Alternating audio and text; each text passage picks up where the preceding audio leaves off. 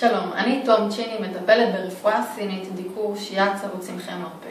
הרבה אנשים מגיעים אליי כאשר הם סובלים מכאבים בעורף, גב עליון, שכמות וכתפיים. רובם עובדים במשרד שעות רבות כל יום מול המחשב בישיבה, וזו אחת הסיבות העיקריות שהם סובלים מכאבים אלו.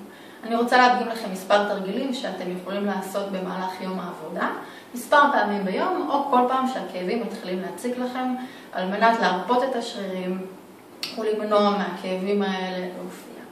נתחיל בלקחת את הישבן מעט קדימה על הכיסא, כפות רגליים במלואן על הרצפה, ברכיים ישרות ומקבילות, גב זקוף כלפי מעלה כשהקודקוד נמצא בקו ישר מעל עצם הזנב.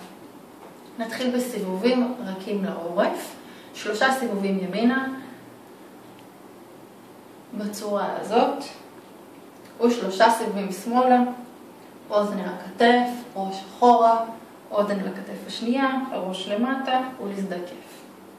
מכאן ניקח את יד ימין, נתפוס את אוזן שמאל ונמתח בעדינות את צד שמאל. אפשר לספור עד 5 אם אתם לא בטוחים כמה זמן להישאר בכל מתיחה. ניקח את צד שמאל, נתפוס את אוזן ימין ונעשה מתיחה לצד ימין. עכשיו למתיחה האהובה עליי, 2 ידיים תופסות את בסיס הגולגולת באופן הזה, ראש מורכן כלפי בית החזה, מרפיקים, רוצים לגעת אחד בשני, נשימה עמוקה, זה מותח את הגב העליון ואת העורף.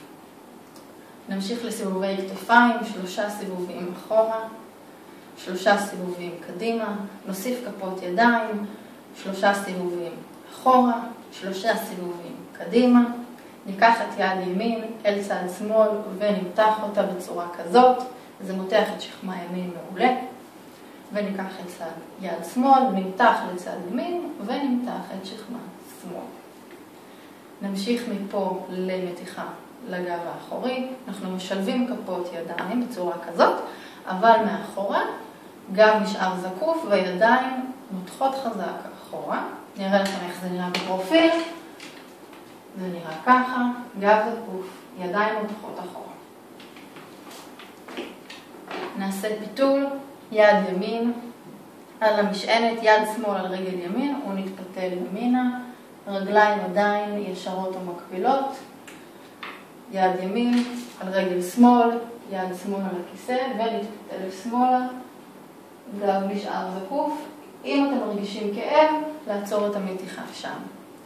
לסיום נמתח את בית החזה, נשען מעט אחורה, נשען את הכיסא מתחת לקו השכמות, נמתח אחורה, נפרוס את הידיים ונמתח את בית החזה, פה הכל נפתח. תענוג גדול וסיימנו להיום. תודה רבה. אם אהבתם את הטיפ, תעשו שיתוף ותעשו לייק לפוסט, תעשו לייק לדף העסקי. ביי בינתיים.